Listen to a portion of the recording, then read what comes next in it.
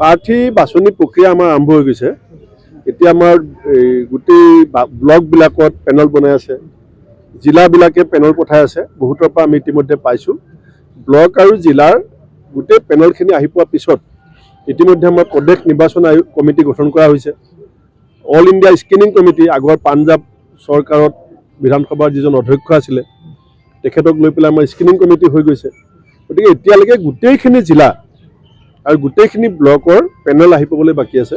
আহি পোৱাৰ লগে লগে আমি প্ৰদেশ নিৰ্বাচনী কমিটি সভা পাতি আমাৰ APCCৰ মতামত সহ আমি স্ক্ৰিনিং কমিটিলৈ পঠাই দিম। মোৰ বিশ্বাস যে যিহেতু 18 পৰা 25লৈকে আমি বিজি আছোঁ, গতিকে আমি 26-ৰ পৰা 30ৰ ভিতৰত আমি কামটো সম্পূৰ্ণ কৰিব পাৰিম। জানুৱাৰীৰ ভিতৰত লিষ্ট ওলাই যাব বুলি মই আশা কৰিছোঁ। জানুৱাৰীৰ ভিতৰতে লিষ্ট ওলাব, মই আশা কৰিছোঁ ওলাব বুলি। আৰু পৰহি দিনটোত নলবাৰীৰ পৰাই লুৰিণজ্যোতি গগৈয়ে ঘোষণা কৰিছিল যে জানুৱাৰী তালিকাত পাব বুলি ঘোষণা কৰিছিল, আৰু একেলগে ঘোষণা কৰিছিল CPIMৰ বিধায়ক মনোৰঞ্জন তালুকদাৰে যে বৰপেটাতো তেওঁলোকে খেলিব খুজিব, আৰু যদি কিবা কাৰণত দিয়া নহয় বৰপেটাত তেওঁলোকে খেলিবই, চূড়ান্ত সেইটো 99% কনফাৰ্ম বুলি কৈছে।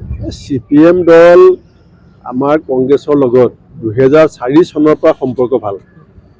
ইয়াত তালুকদাৰ ডাঙৰীয়া আৰু মই যদি কাজিয়াও কৰোঁ, শেষ সিদ্ধান্ত হ'ব সীতাৰ মিস্ত্ৰী ডাঙৰীয়া, ৰাহুল গান্ধী ডাঙৰীয়া আৰু খাৰ্গে ডাঙৰীয়াৰ মাজত। গতিকে কেন্দ্ৰীয় নেতৃত্বই যি সিদ্ধান্ত ল'ব, আমাৰো মন আছে বৰপেটাত খেলিবলৈ, CPMৰো মন আছে বৰপেটাত খেলিবলৈ, মোৰ লগতো পাতিছে। গতিকে আমি এই দুয়োটা দলৰে সিদ্ধান্ত আমি দুয়োটা দলে কেন্দ্ৰীয় নেতৃত্বলৈ ঠেলি দিছোঁ। তাত সীতাৰ মিস্ত্ৰী ডাঙৰীয়া, মাল্লিকাৰ্জুন খাৰ্গে ডাঙৰীয়া, ৰাহুল গান্ধী ডাঙৰীয়াই বৰপেটা যাকে খেলিবলৈ ক'ব আমি একেলগে খেলিম। জাতীয় পৰিষদৰ ক্ষেত্ৰত সিদ্ধান্ত একেই। জাতীয় পৰিষদে এতিয়ালৈকে আমাক আনুষ্ঠানিকভাৱে জনোৱা নাই।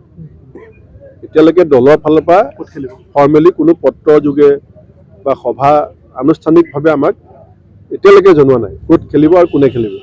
যেতিয়া জনাব নিশ্চয় আমি গুৰুত্ব সহকাৰে কথাখিনি আলোচনা কৰিম। এইবাৰ মূল ইছ্যুটো কি হ'ব? অকণমান যদি সেইখিনি কথা কৈ দিয়ে। এতিয়া হ'ব আৰু আজি বহুত থেংক ইউ।